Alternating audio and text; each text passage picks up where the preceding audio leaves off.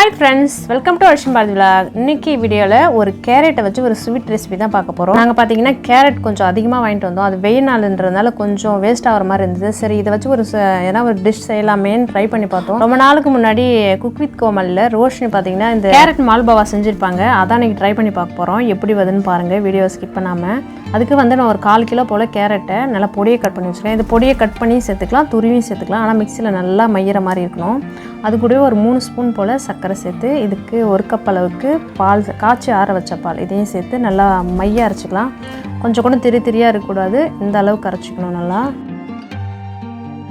இப்போ இதை ஒரு பாத்திரத்தில் மாற்றிக்கலாம். இது கூடவே ஒரு 1/2 கப் அளவுக்கு ரவை எடுத்துக்கிறேன். நம்ம எந்த அளவுக்கு ரவை சேர்க்குறோமோ அதில் டபுள் பங்கு கோதுமை மாவு சேர்த்துக்கணும். நான் 1/2 கப் ரவைக்கு 1 கப் அளவுக்கு கோதுமை மாவு சேர்த்துக்கிறேன். இது ரெண்டையும் சேர்த்து நல்லா மிக்ஸ் பண்ணிக்கலாம். இது கூடவே ஒரு 1/4 டீஸ்பூன் அளவுக்கு ஏலக்காய் பொடி, ஒரு 1/2 ஸ்பூன் போல் பேக்கிங் பவுடர் சேர்த்துக்கலாம், ஒரு 1/4 டீஸ்பூன் அளவுக்கு கேசரி பவுடர். இந்த ஸ்வீட்டுக்கு இந்த கேசரி பவுடர் சேர்த்து தான் பார்க்கறதுக்கு கொஞ்சம் நல்லாயிருக்கும். நான் வீடியோக்காக சேர்த்துக்கிறேன், நீங்கள் வேணா சேர்த்துக்கலாம், நான் ஸ்கிப் பண்ணிக்கலாம். இது கூடவே 1 கப் அளவுக்கு நான் காய்ச்சி ஆற வச்சிருக்கேன் பால். நீங்கள் பால் சேர்க்குறப்ப கொஞ்சம் கொஞ்சமாக சேர்த்துக்கோங்க. நம்ம இட்லி மாவு பதத்துக்கு தான் நம்மளுக்கு தேவை. ரொம்ப தண்ணியாக ஃபுல் பாலையும் சேர்த்திங்கன்னா ரொம்ப தண்ணியாகிடும்.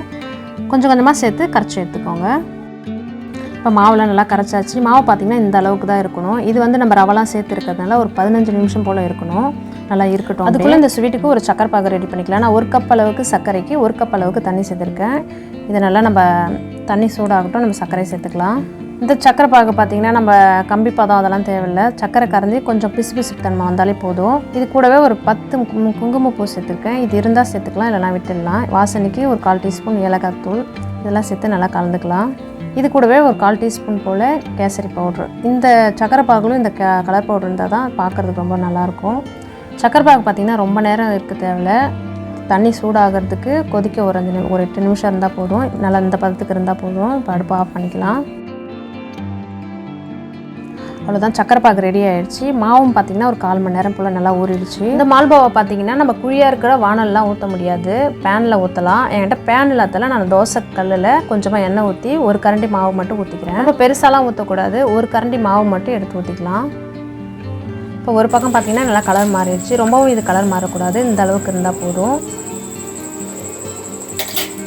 இப்போ 2 பக்கம் பார்த்திங்கன்னா நல்லா செவந்து வந்துடுச்சு. இதை எடுத்துக்கலாம். எண்ணெய் கொஞ்சம் இது குடிக்கிற மாதிரி தான் இருக்கும். நம்ம நல்லா கரண்டியால் அழுத்தி எண்ணெய் வடிகட்டி எடுத்துக்கலாம்.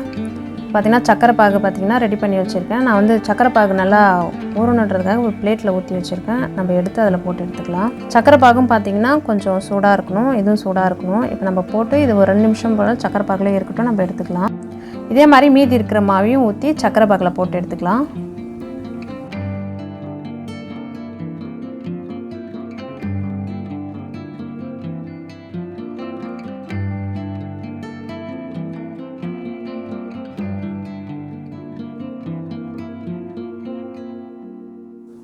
அவ்வளோதான், சூப்பரான மால்போவா எல்லாத்தையும் ரெடி பண்ணி எடுத்தாச்சு. இதுக்கு மேலே பார்த்தீங்கன்னா கொஞ்சமாக பிஸ்தா பருப்பு தூவிக்கலாம். மீதி இருக்குது, நம்ம ஜீரா ஊற வச்சு மீதி ஜீரா இருக்கும், அதையும் இது மேலே சேர்த்துக்கலாம். ரொம்பவே சூப்பராக இருந்தது. கண்டிப்பாக இது கேரட்டில் செஞ்ச மாதிரியே இல்லை, அந்த அளவுக்கு ரொம்பவே சூப்பராக இருந்தது. கண்டிப்பாக நீங்களும் ட்ரை பண்ணி பாருங்கள். ஃபஸ்ட் டைம் இந்த மால்போவா ட்ரை பண்ணோம், ரொம்பவே சூப்பராக வந்தது. அந்தளவுக்கு டேஸ்ட்டும் பார்த்திங்கன்னா அந்தளவுக்கு ரொம்பவே சூப்பராக இருந்தது.